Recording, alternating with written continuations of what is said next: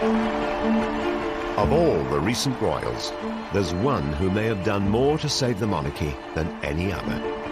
Queen Mary, wife of King George V and grandmother of our current Queen. Today she may have been largely forgotten, but her influence on Britain has been huge. There's no doubt she helped save the monarchy. Our country today would not have been the same without her. From unpromising beginnings. The whole experience of her childhood was about being embarrassed by her mother. She rose to become the power behind the throne, helping to steer the country through 2 world wars, the Great Depression of the 1920s and 30s, and the abdication crisis, which threatened to bring down the monarchy. I have found it impossible to carry the heavy burden of responsibility. What Mary felt was, okay, if that's what my son wants and he wants to marry Wallis Simpson, he can, but she's not going to get the title, Royal Highness. But how did this paragon of conservatism become an unlikely modernizer? And along with her husband, help redefine the role of royalty. They played a role really on the world stage, which made a huge impact on the idea of the monarchy as a global brand. How was she able to become the first royal to reach out to the working classes? Mr. Howells is an unemployed miner, and he and his family have the pleasure and honour of showing Queen Mary over their house. It wasn't any longer enough to just do away with it. And she and George V were the first of the royals to interact with the general public. And why was she such a huge influence on our current monarch? Mary exuded that duty, exuded that steadfastness, exuded that uniting a nation. And that's exactly what Elizabeth has done throughout her reign. This is the truly remarkable story of a queen who not only reshaped royalty, but had a profound effect on the whole country. The truth is, Mary's influence is still around today. We would be a very different world, I think, if she had not been around and married her king.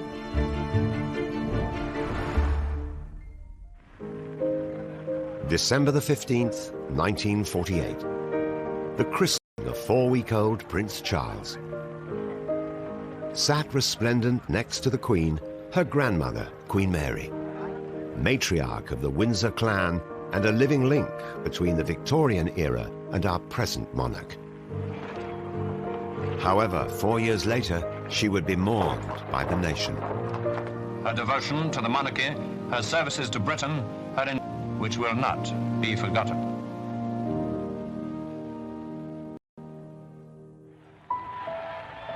But who was the woman that helped steer the crown and the country through some of the most tumultuous times in our history? And how did she almost single-handedly ensure the monarchy's survival when the great royal houses of Europe were toppling like cards? Mary, or May as she was nicknamed as a child, was born in 1867, the eldest of 4 children. Her mother, Princess Mary Adelaide, known as Fat Mary, was a cousin of Queen Victoria. Her father was a European prince who had been bestowed the ceremonial title, the Duke of Teck, after a castle in southwest Germany. Mary was actually born in the same room in Kensington Palace where Queen Victoria had been born, and Queen Victoria did actually come and visit her and say she was a fine infant with a good quantity of hair. Mary's parents had been granted their apartment in Kensington Palace by Queen Victoria. To live up to their status as minor royalty, they spent lavishly, but didn't possess the fortune to maintain their grand lifestyle. When Mary was just 16, her family was threatened with bankruptcy and driven into exile. There came a point when the Tecks really basically ran out of money, so they had to decamp rather quickly to Florence to avoid their creditors. This, of course, was brilliant for Princess May because she was very, very cultured, and so going around all those wonderful galleries, she literally absorbed information and emerged from that phase as a very cultured young woman. Mary's interest in art and culture would stay with her throughout her life. However, her upbringing had another, more sobering effect on shaping the future Queen's personality. I think the whole experience of her childhood, really, for May, was about being embarrassed by her mother, who was loud and enormous, and extravagant, and her father, who was also very extravagant, but also slightly mad, and eventually, in fact, went insane. And so I think she's very influenced by this. She grows up to have a sort of immense desire for respectability. May grew up to really need order and control and a sense of routine and a sense of things being calm, organised, following protocol. It was order, it was decorum, and all of those kind of things were very important to May. And it was monarchy that best represented the virtues that Mary held dear. Virtues that hadn't gone unnoticed by Queen Victoria. As Victoria approached the end of her long reign, she was preoccupied with the future stability of the monarchy. Albert Edward was a notorious womanizer. His heir and Victoria's grandson, Albert Victor, who everyone knew as Eddie, also displayed a worrying lack of suitability for the top job. Eddie was not the sharpest pencil in the box. He had a reputation for being both quite dim and also sort of useless and floppy and sort of fragile. And Queen Victoria felt he needed a wife who was going to kind of support him, basically, and make sure that he did his duty. Queen Victoria set her mind to finding a good-looking girl. She had to be good-looking because he likes beautiful women. The woman who Queen Victoria decided had the perfect combination of beauty and breeding for her grandson, Princess Mary. For Mary, there was something really central about knowing your position, knowing your duty, and knowing what you had to do. And Queen Victoria could see this. She recognised this in the young princess. Victoria then was this great matchmaker. She saw in May exactly the kind of calming, stabilising influence Victor Albert, or Eddie, needed. Mary's devotion to the monarchy also made her an ideal future queen. She truly believed that royalty had been ordained by God to do good and to be embodiments of more dutiful ways of doing things. So there was almost a religious, certainly a vocational element to her thinking and her attitude. Queen Victoria saw in May a woman who was very like herself, very determined, very intelligent, and someone who thought above all about duty. By December 1892, Victoria's matchmaking proved successful. Prince Eddie proposed. For Mary, the engagement offered the chance to restore the damage done to her family's reputation by their financial difficulties and place herself at the centre of royal affairs. Royal matches were really about uniting royal families together. She wanted to help her family, her parents, and so when this opportunity of this very good marriage came up, she really had no choice but to say yes. At the time, there was no question of somebody falling in love and getting married. It was you just married who you were told to marry. A date was set for the wedding, but Mary's prospects would be cruelly dashed. Between 1889 and 1892, the world was struck by an influenza pandemic, which claimed the lives of around 1 million people. Even the royal family weren't immune. Just weeks before Mary and Eddie were due to get married, he was taken seriously ill. Tragedy struck. Eddie contracted the flu, which later developed into pneumonia, and on the 14th of January 1892, he died. The family had originally decided to meet at Sandringham to celebrate the union, but instead it became more of a mourning party. Princess Mary had been struck by the first of several tragedies that would mark her life. However, once again, Queen Victoria would play matchmaker and rescue her prospects. The man Victoria had in mind was now in direct line to the throne. Almost at once, Queen Victoria starts lobbying for her to marry George, who is the second son. Now, George, I think initially was shocked by this. He had loved his brother and he felt it was all too soon, but Queen Victoria was very bossy. He actually went off to Greece with his mother in order to try and avoid having to do anything about it. But in the end, he gave in. Little more than a year after the death of her fiancé, Eddie, Mary was now engaged to his younger brother, George. Whilst they were brought together by circumstance, in her new fiancé, Mary had found a kindred spirit. was very, very different than his brother. Rather than being wayward, dissolute lifestyle, George was much more measured, much more ordered, much more well-behaved. And so in that sense, him and May were a well-suited match.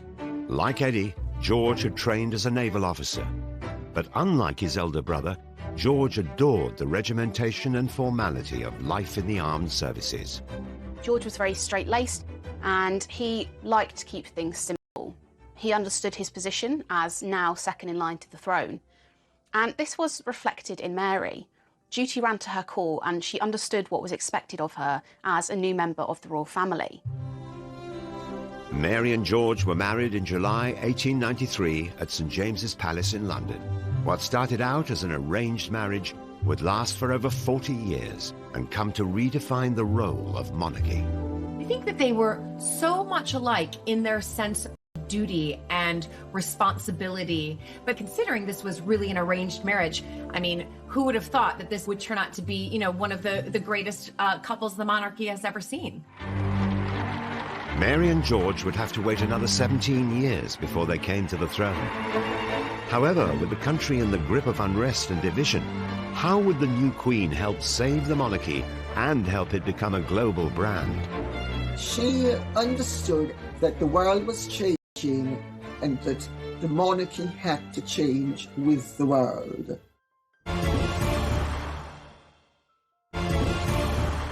Tech, or Queen Mary as she would later become, was grandmother to our current queen, and the woman credited with helping to save the monarchy. The reverence for the crown she displayed as a young woman saw her being hand-picked by Queen Victoria to marry her grandson George, the future king. However, in the early years of their marriage, Mary's surroundings weren't as palatial as she'd hoped for. They lived in a modest cottage on the Sandringham estate, which was a wedding present. And this suited George very much. He liked shooting, he liked all kinds of country pursuits.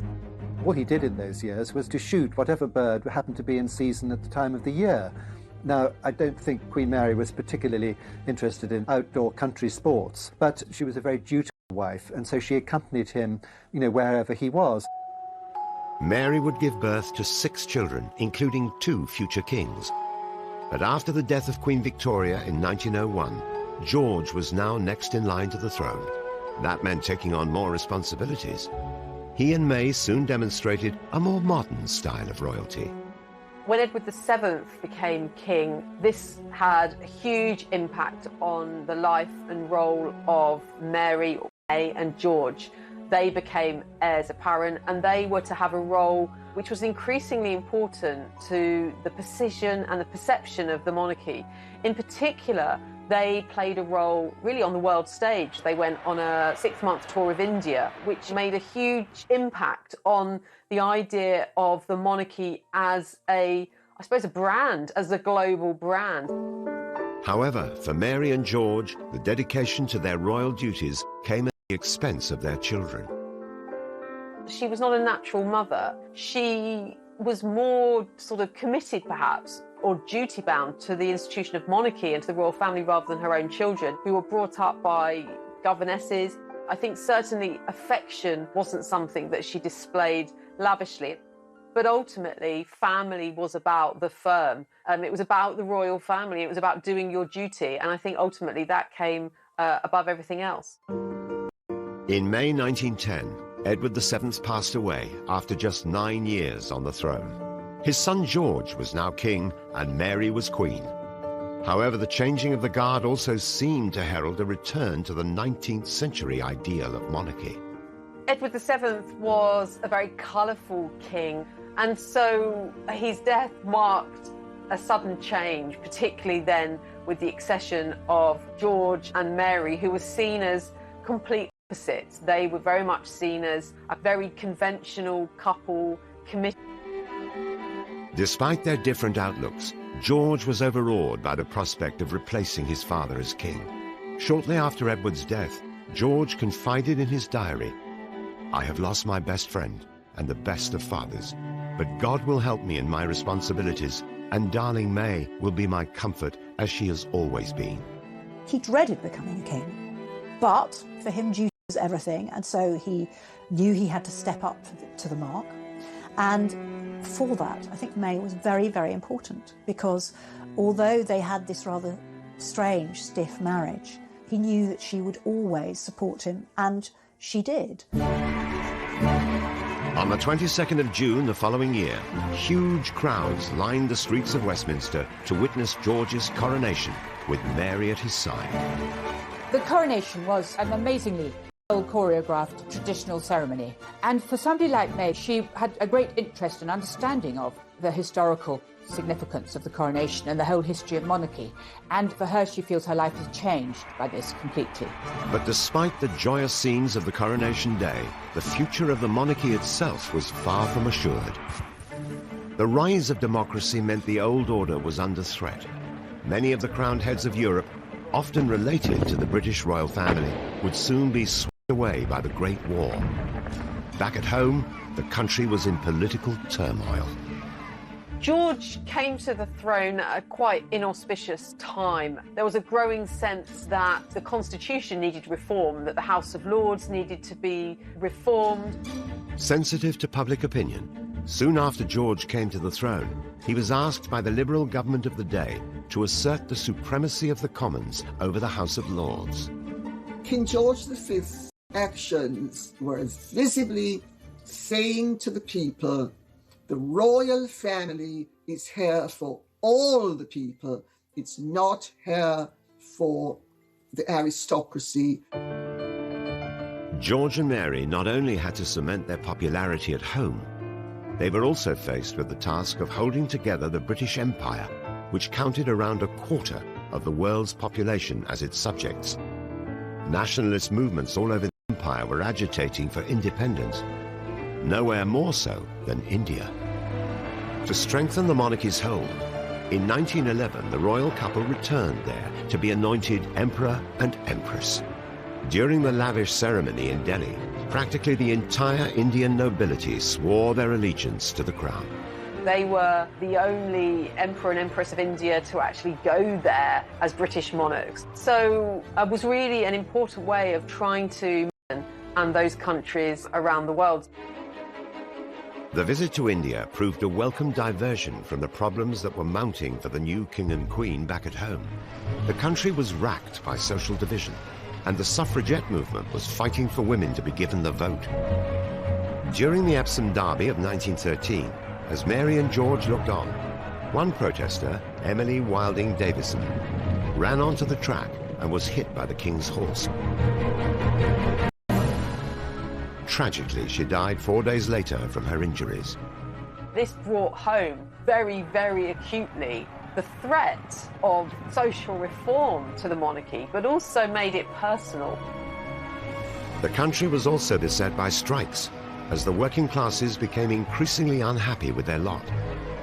Despite Mary's Victorian outlook, she and George realized the social changes underway threatened the stability of the monarchy. They were determined to avoid the fate that would befall their European cousins. Mary and George realised that there was a job of work to do to find a place for the monarchy in the midst of these great tides of social and political unrest and agitation. They were instinctively conservative, but they knew that they needed to be amongst the people, aligning themselves with the social strife, the troubles, the life really of many of the factory workers who were looking for an improvement in their conditions. The couple embarked on a series of visits to working class communities in some of the poorest parts of the country. There are really quite serious strikes, railway strikes, miners' strikes, which seem to sort of threaten to paralyse the economy. And George V and Queen Mary really believe that the Crown has a part to play in kind of making contact, reaching out to the working classes and to the industrial areas. So for the first time, the King and the Queen may always insist on accompanying him to these visits. As someone who believed that the role of the monarchy was to set an example to the working classes, Mary was an unlikely modernizer. She understood, as did King George V, that the world was changing and that the monarchy had to change with the world. It wasn't any longer enough to just do a wave. And she and George V were the first of the royals to interact on a consistent basis, not only with their courtiers and fellow royals, but with the general public. Queen Mary's first call is at the Garth Unemployment. Years later, Queen Mary would demonstrate her common touch when she undertook a tour of the mining villages of South Wales. Queen Mary insisted that she go to a miner's cottage. So what happened was she went to the miner's cottage, visited the miner, and perched on his kitchen stool and drank a cup of tea. He and his family have the pleasure and honour of showing Queen Mary over their house, including even the scullery. What she felt very strongly was that if she was seen as being very friendly with the working classes, chatting with a miner in his kitchen, drinking a cup of tea, the Queen herself, that it would strengthen the monarchy. Mary would display a surprising affinity with the working classes throughout her life. But just 4 years into her and George's reign, war was looming. Mary's example during the conflict would help unite the country and preserve the institution to which she devoted her life. She, without question, helped save the monarchy when so many royal families around Europe no longer existed.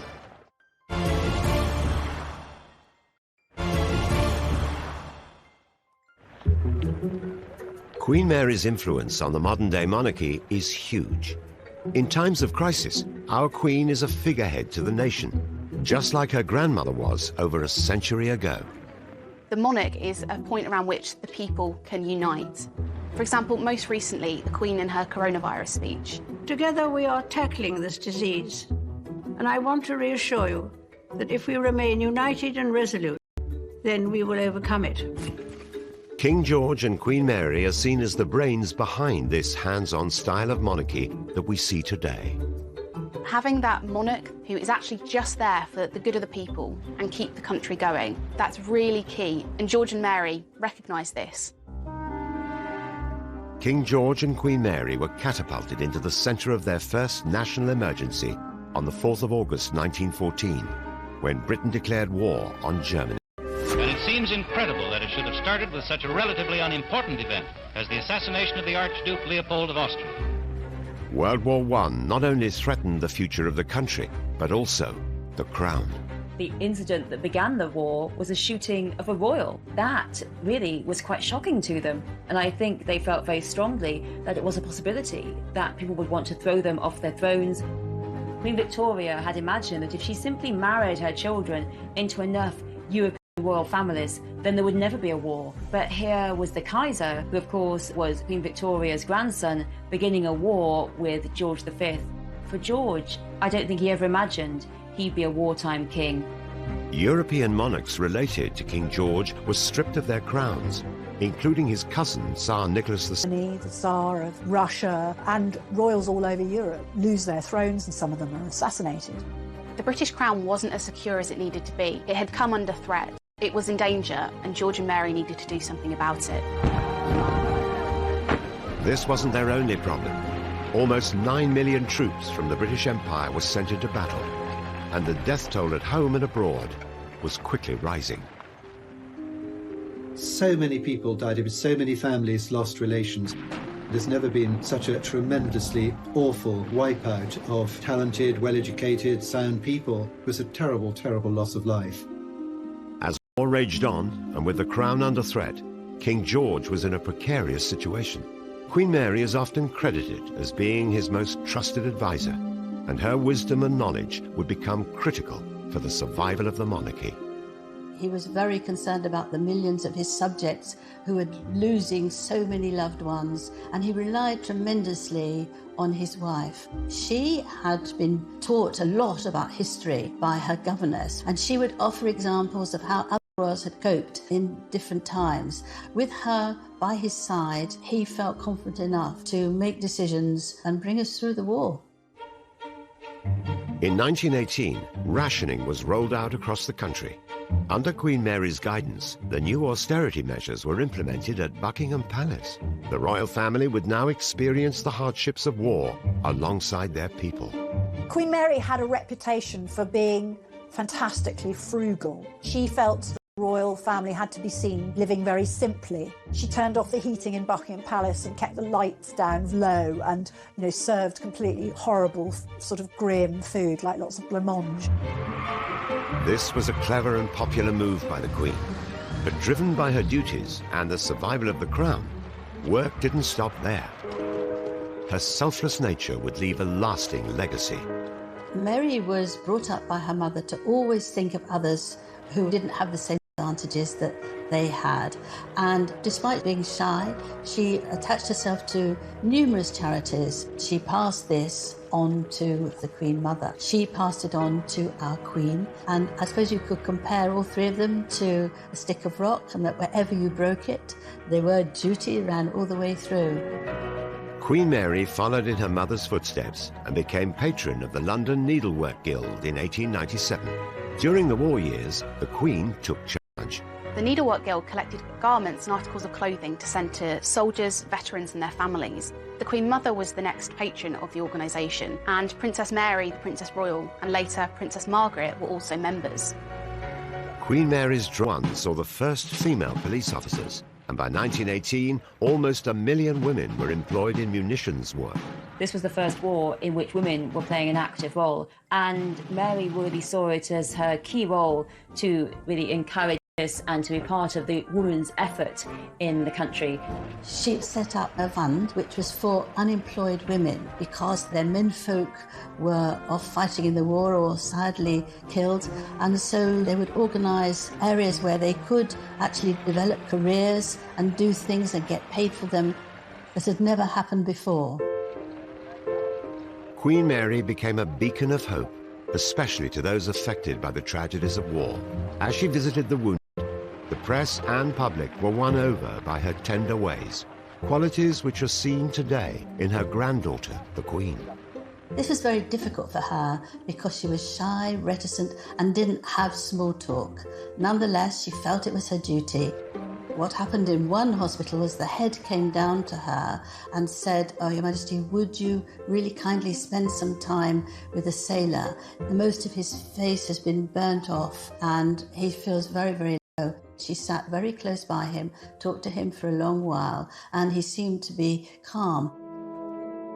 I always think of Queen Mary as like behind the scenes of really making sure that this monarchy not only survived, but that it thrived. It wasn't all sort of pomp and circumstance and being waited on hand and foot. She was able to go out there and see what, in a sense, normal life was like, and then bring that into the monarchy. Queen Mary made an impressive impact alone, but when she was with the king, the strength of the crown really started to soar.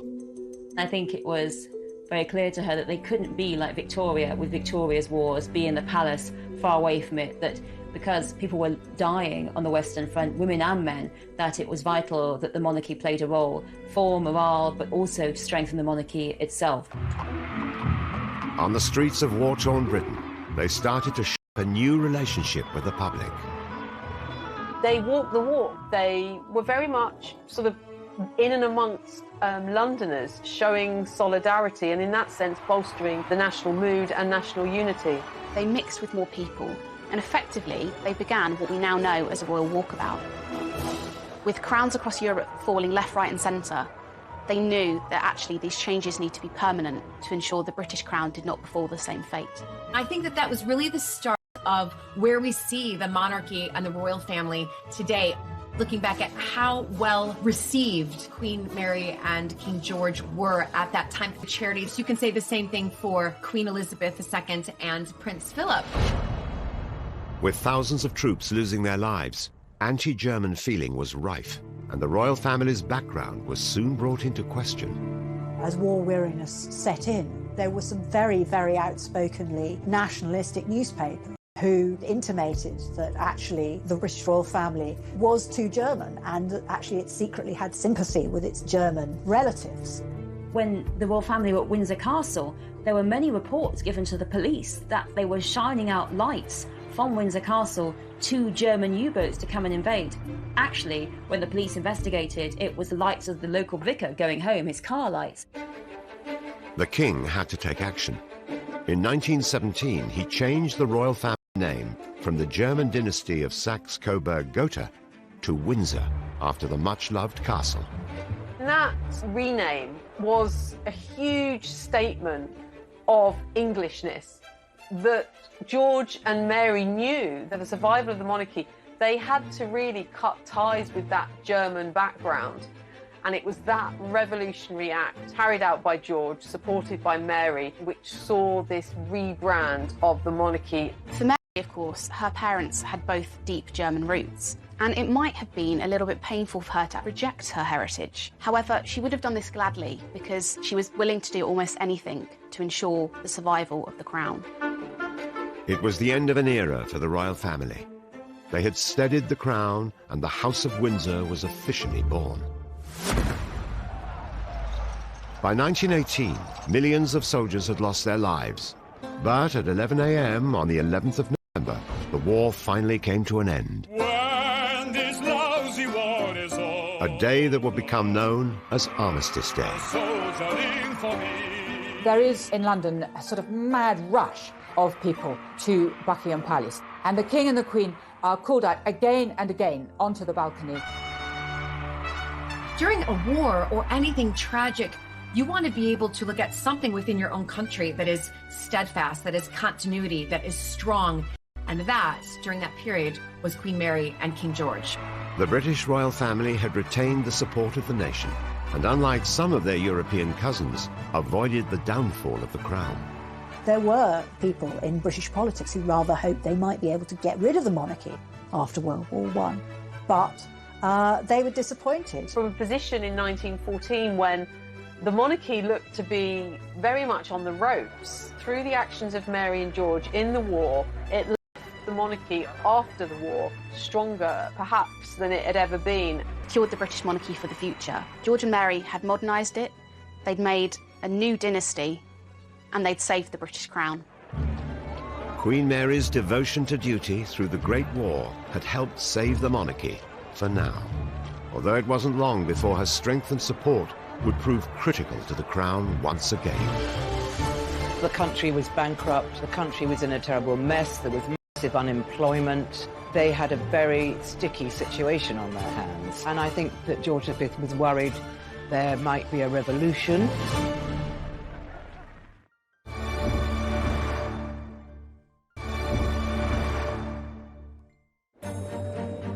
The role of royal consort is often a difficult one. Prince Philip has spent 68 years at the Queen's side, and in that time has become her rock, guiding, advising, and supporting the monarch.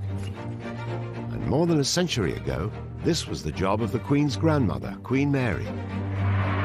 She, like Philip, made the role her own. Queen Mary definitely shaped the role of Queen Consort. There were more royal visits, she helped him write his speeches. I have much pleasure in declaring the dock open for use. And of course, she used her bookish ways as one of the cleverest members of the royal family we've possibly ever had to actually influence her husband and the way he dealt with politics. She was very quietly the power behind the throne, probably in a very similar way that the Queen Mother supported George VI. With Mary as his committed consort, King George had emerged more popular than ever from the Great War. However, the celebrations were short-lived. Just a few months later, their youngest son, John, who had epilepsy, passed away. She writes in her diary that she's very sorry and that it's incredibly sad, but she never refers to him again. I think that she felt very deeply that it was her job to remain strong, both in public, but also for her husband and for the family and for the crown. Along with their personal problems, post-war Britain presented the House of Windsor with a new set of worries throughout the later years of the King's reign. £600 million has been spent in unemployment pay. The country was bankrupt, in a terrible mess, there was massive unemployment. They had a very sticky situation on their hands, and I think that George V was worried there might be a revolution. The world really shifted, and George and Mary were aware of that, and they had to shift with it. It's under King George and Queen Mary that the working classes demand for more representation, that women get the vote, and that everything becomes a more egalitarian society and side over this period of huge social change. King George and Queen Mary were seen by many, including their family, as unlikely modernizers. But to keep themselves relevant and revered by the public, they began to embrace the changing face of Britain. They were conservative with a small c, so much so that their son David said that they were waging a private war with the 20th century. Although they didn't like change, they understood that it had to be done. One of the biggest changes was in 1924, when James Ramsay MacDonald became the first Labour Prime Minister. The King makes this very strong attempt to befriend the Labour Prime Minister, and the Queen, too, plays an important part in trying to invite the Labour wives to court and make them feel at home. This is politically really important. With this huge political and social change happening around them, it was the British public who really needed convincing by the Crown. George and Mary really go out to try and win over the British public, be seen to be visiting all sorts of different parts of Britain. They were seen at industries fairs, visiting charities, visiting hospitals, travelling quite a lot through England, and being seen much more widely. The public appearances endeared the King and Queen to their people, and, crucially, the press. Pathé News would record what they were doing. The British public would get to know them much better than previous generations than it had been possible. Queen Mary understood the value of publicity. She regarded it as her royal duty to cooperate with the press. She would always stop and let a photographer get his photograph. With their reputation on the rise, the King and Queen decided to go one step further and use technology to bring their voices straight to their people. If monarchy was to survive, it had to reach the working classes, and the working classes had to back it up. This is what George V and Queen Mary understood in a way that many other monarchs did not understand, hence why many of them ceased to exist. In 1923, the King and Queen recorded a message for Empire Day together. On this day, my people in all parts of the world join to celebrate their unity and to draw closer the common ties which hold them together.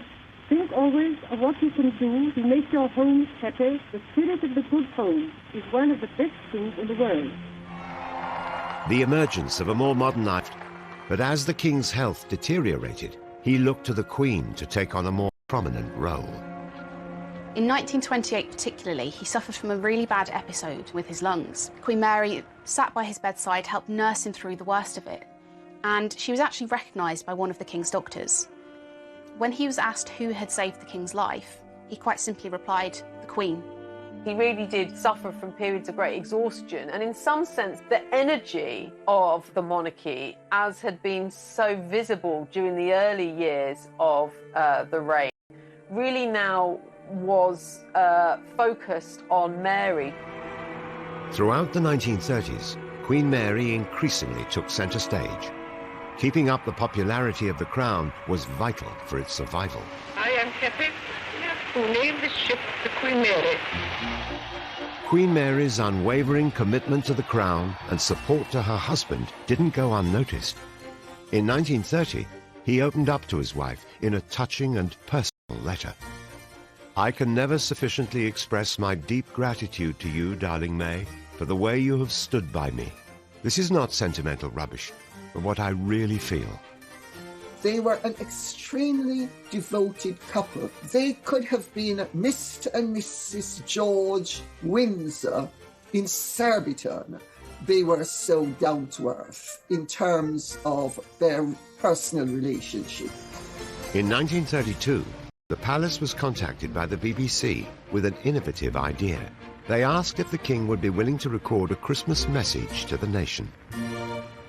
Now, he'd already been approached a decade earlier, but the king had declined, not thinking it was such a good idea. But fast forward 10 years, and it seems that Queen Mary might have whispered in George's ear, recognising that actually a radio message could be a really good way of getting the people to hear them.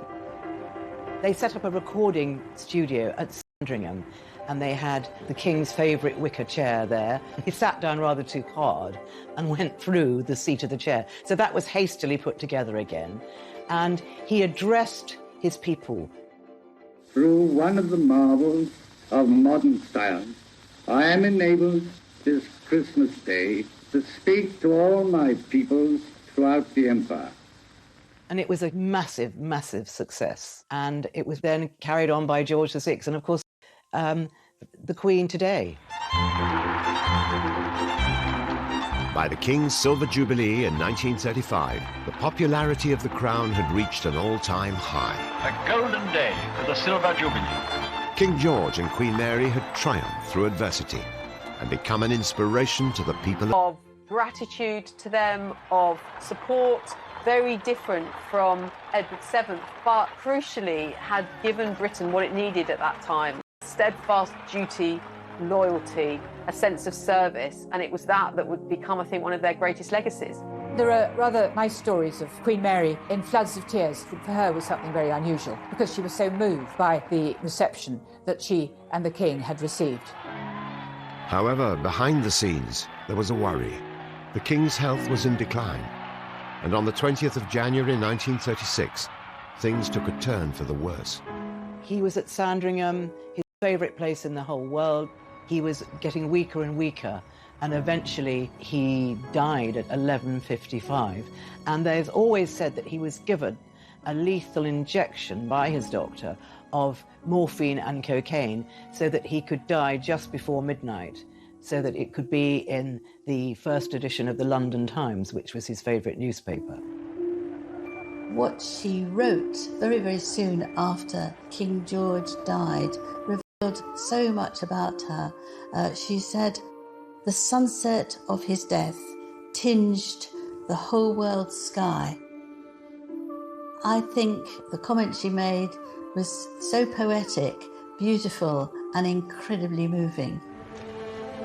On the 28th of January 1936, the funeral took place, and people from all over the country lined the streets to pay their respects to their beloved king.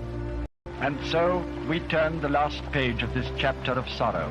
In sadness he passes, His Majesty King George V, mourned by the whole world. The nation was distraught. They went into mourning. Everybody was in mourning. There was this figure that to their mind represented continuity and stability, and suddenly he was no longer there. As long as he lived, he was the guiding star of a great nation. When he died, the little children cried in the streets. King George, with Queen Mary by his side, had transformed the British monarchy, setting the House of Windsor a high standard for the future. The death of George V ended a progressive period for the British monarchy. He and Mary had decided what was necessary to take the royal family forward and to secure the monarchy for the future. I don't think we would be speaking about King George V in the same way that we talk about him now in present day if it hadn't been for Queen Mary and her influence on him, steadfast, strong, clever, and having his ear. Britain now had a new king, Edward VIII, but King George V was still on the forefront of everyone's minds, and the future of the crown. And a huge sense of unease, really, about what was to come. People were shaken, and no one, obviously, more than Mary herself. Even in her grief, Queen Mary continued shaping the British monarchy, and her commitment to the crown remained as strong as ever, even when it was under threat from her own son. She couldn't understand how somebody was prepared to throw away all his heritage and all the things that people expected of him for the sake of one woman.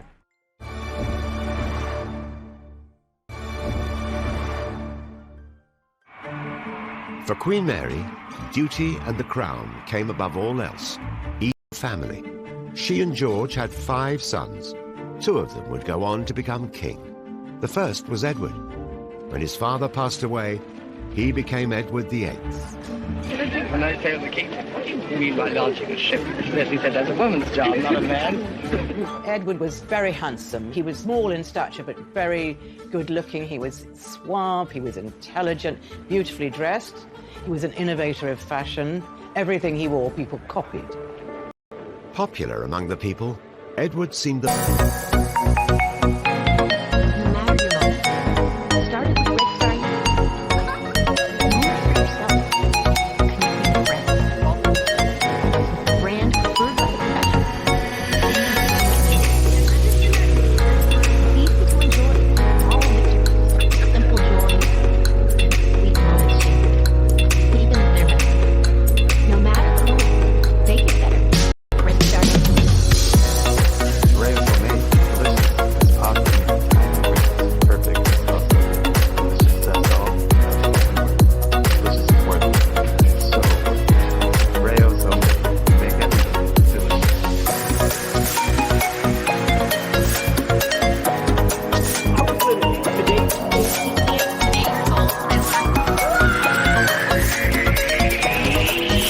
perfect fit for the role of king. But he did not share his mother Mary's views on the importance of duty. Edward was not bound by protocol, by expectation, in the way that Mary always had been. Edward ultimately saw personal happiness as his right, and Mary saw that that always had to be subjugated to duty and to service. Much of this was down to Edward's childhood. Although they had triumphed in their reign, as parents, Mary and George failed to instill their own values in their firstborn son. George and Mary were basically... She was, I think, quite a cold person. She didn't really know how to talk to her children, certainly not when they were young. Mary was particularly strict with her eldest son, Prince Edward, and there had been quite a lot of eldest sons in the past who'd misbehaved, been profligate, had mistresses. That was not what she wanted. She and George really saw it as their role to bring in this very moral, very strict type of monarchy. But their strict and distant parenting style appeared to have the opposite effect. Edward couldn't have been more different to his mother. He was young, experimental, fun, entertaining. He was really a party boy. Edward was always having affairs, especially affairs with married women, couldn't really settle down. She couldn't bear the fact that he was having a lot of relationships with people she didn't consider as suitable. One of Edward's lovers caused more concern for Mary than all the others. Edward fell in love with Wallis Simpson, a glamorous, divorced American, and it was the divorce that was the sticking point. And the problem was, if you were king, was that you were head of the Church of England. You could not marry a divorcee in the Church of England. It was not seen as acceptable. Queen Mary was very, very worried. I mean, she didn't think for one moment that he was going to try and marry Wallis, but she didn't like the influence that Wallis had over her son, who she knew was perhaps quite weak. And here was this very strong American lady that seemed to have bewitched him. But before being crowned king, what Mary didn't realize was that Edward had already decided he wanted to marry Wallis. One time he thought he could have a morganatic marriage, so he could be king and be married to Wallis Simpson, but she wouldn't be queen. That wasn't acceptable to Edward. He wanted to marry her absolutely all out. He wanted Wallis to be Queen Wallis. And also the morganatic wife was not acceptable to some parts of the empire as well. And he's told very clearly that you either don't marry her or you abdicate. Edward was forced into a corner. When it was looking likely that he would abdicate, Queen Mary stepped in. The dutiful Dowager Queen was not prepared to allow the personal life of her son to affect the reputation of the crown. When Queen Mary realised that he really was going to give everything up for Wallis Simpson, she summoned him to Marlborough House, where she was living, and said, "You've got to reconsider. You cannot do this." She just couldn't believe that he could do it. To be placed in the position of having to choose between love and a throne is one of life's most tragic dilemmas, even if the dilemma is of the king's own making. But Edward's decision was made, and only 5 months prior to his coronation, on December the 11th, 1936, Edward the The burden of responsibility and to discharge my duties as king as I would wish to do, without the help and support of the woman I love. Well, Queen Mary could not believe that anyone, being a king of England, would give it up for anybody or anything. She had given up her whole life for the crown. And here was this son of hers just chucking it over. It was a huge crisis, and here again was a chance for the monarchy to crush and crumble into the ground. Mary put monarchy before family, and with the reputation of the crown under threat, she had a hand in ensuring Edward was revoked of his royal duties and exiled along with Wallis to France. She loved her son, but if he abdicated, that meant she could no longer see him. He was in exile, she would not go to his wedding. If he was to have children, she would not meet them. Well, I think what Mary felt was, if that's what my son wants and he wants to marry Wallis Simpson, he can, but she's never going to be a Royal Highness to me, and she is not going to get the title Royal Highness, and he can stay out of this country because I've got to help my second son take his role as king, and I don't want my first son interfering and trying to maybe stir up affection for himself because people loved him. Edward was given the title Duke of Windsor and was not allowed to return home without permission. His brother Bertie, the Duke of York, became King George VI. He was the second of Queen Mary's sons to become king and was known for his stammer and shy, retiring nature. Everybody thought he was going to be a shambles and that his inadequacies would jeopardize the continuity of the monarchy. It was a huge personal crisis for Queen Mary. Everything that she and her husband had built up together potentially could bring the whole monarchy down. Mary, as Dowager Queen, had to do something that no other Dowager Queen had done. Most Dowager Queens, after their husband dies, really they get to step back from the public role, and that simply wasn't the case for Mary. She was expected to be out there, to be showing her support for her son, for George VI. And on the 12th of May 1937, Queen Mary's support was on full display at the coronation of King George VI, breaking with age-old tradition. Mary made a very significant decision, and that was to go to George VI's coronation. And that was something that Dowager Queens do not do. They do not go to the coronation of the successor. She broke precedent left, right and centre. She was giving the message, back my youngest son as king. Because there was some doubt as to whether George VI would be able to even fulfill the role adequately. However, thanks to the support of his mother Mary, George would quickly prove to be a powerful symbol of courage and fortitude at the outbreak of the Second World War, just 2 years into his reign. For the second time in the lives of most of us, we are at war. George, in those activities through the war that him and the later Queen Mother performed, were very much inspired by Mary, leading from the front, showing a sense of solidarity with people and guiding her son through another war that left, once again, the monarchy strengthened by it, not undermined as it may well have been. Mary was ruthlessly determined to protect the monarchy, even putting it above her son. By instilling the same principles and dedication in Queen Elizabeth, Mary would prove to be a huge influence. I have to tell you, I do not think that she would have made as good a queen as she has made had she not had her grandmother's influence.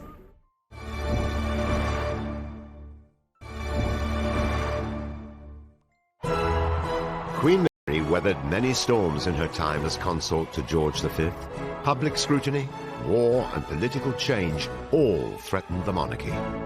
But despite the chaos of the world, her sense of duty to the crown was something she was keen to pass on to future royal generations. Mary was very aware that Elizabeth would be queen one day, that she was next in line to the throne. Queen Mary, I think, had a real sense of responsibility in instilling in the young Elizabeth the kind of values which she knew would ultimately be needed if the monarchy was to endure. Mary felt very strongly that Elizabeth should be having more education in history, in geography, learning about her country, and she took it upon herself to take Elizabeth and Margaret out on outings to galleries and to really try and show them around, because Princess Elizabeth's parents were a little bit distrustful of education. Mary also felt that as future queen, Elizabeth's education should include etiquette. The first thing she taught young Princess Elizabeth was to sit up straight and to stand straight, not to fidget. And she made sure that the pockets of the princess's coats were sewn up so she couldn't put her hands in her pockets. And she also taught them the royal wave with a handkerchief. And Elizabeth said to Margaret, handkerchiefs are for waving, not for blowing your nose off. The same royal qualities which she in her time had exemplified. Here is a charming picture, the older generation and a sovereign of the future. But above all, Mary wanted to instill in her what it meant to be royal, as depicted in this stirring scene from Netflix's The Crown. Monarchy is God's sacred mission to grace and dignify the earth, to give ordinary people an ideal to strive towards, an example of nobility and duty to raise them in their wretched lives. Monarchy is a calling from God. This wasn't a job to her, and she felt that she had been chosen to do this, and she instilled that in the young Princess Elizabeth, that duty was all important and self was not important. It was duty, and you were a special person. You'd been picked out to do this, and you had to do it for the best of your ability all your life. And it would not be long before the young Elizabeth would have to perform that duty, when in 1952, King George VI passed away at only 56 years old.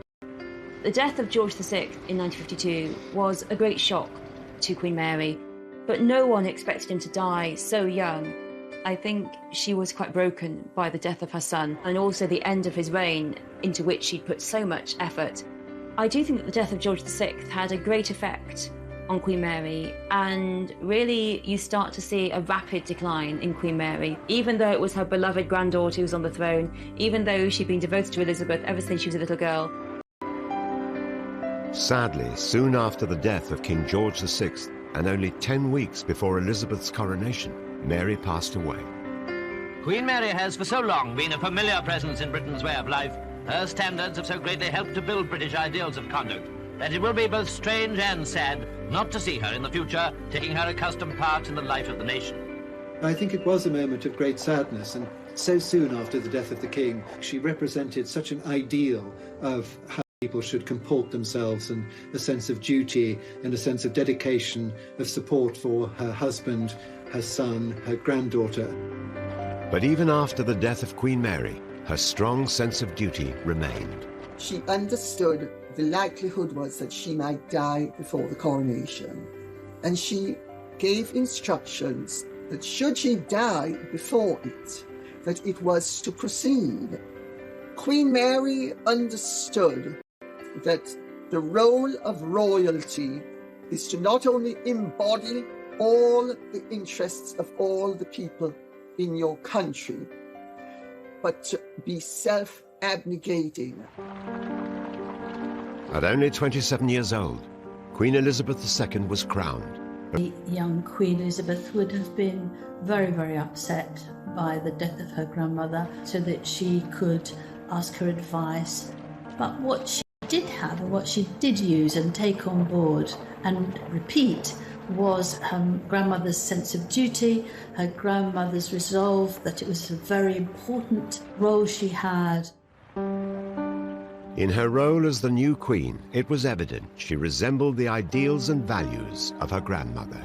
I have to tell you, I do not think that she would have made as good a queen as she has made had she not had her grandmother's influence.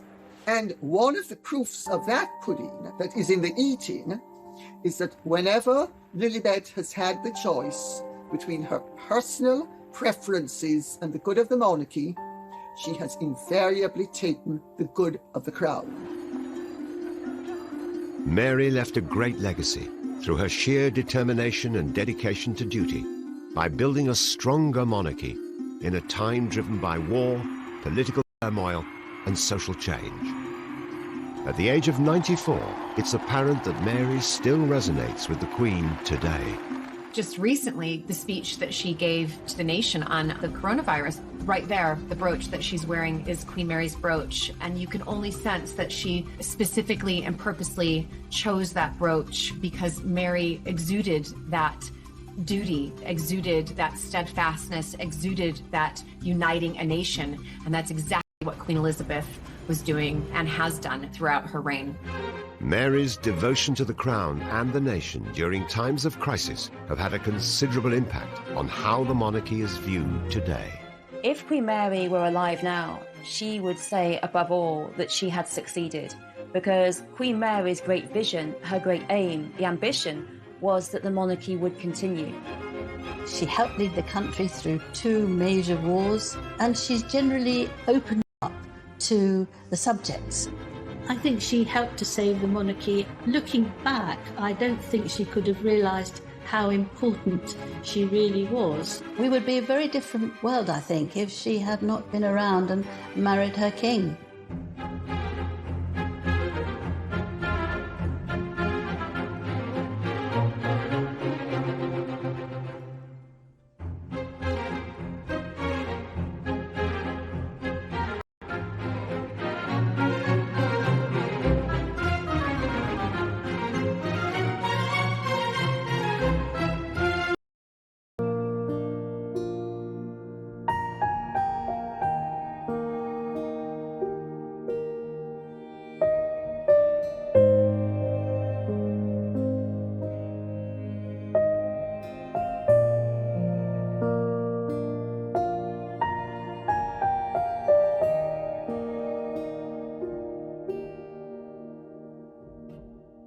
In her new fiancé, Mary had found a kindred spirit.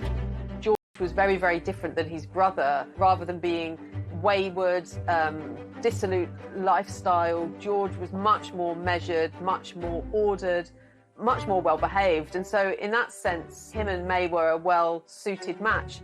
Like Eddie, George had trained as a naval officer. But unlike his elder brother, George adored the regimentation and formality of life in the armed services. George was very straight-laced and he liked to keep things simple. He understood his position as now second in line to the throne. And this was reflected in Mary.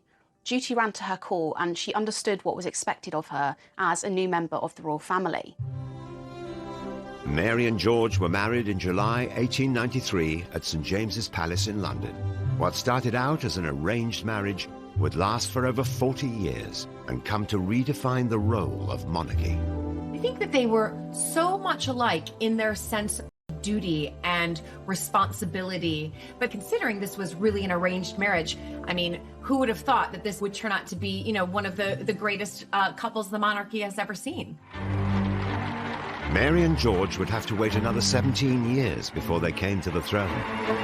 However, with the country in the grip of unrest and division, how would the new queen help save the monarchy and help it become a global brand? She understood that the world was changing and that the monarchy had to change with the world.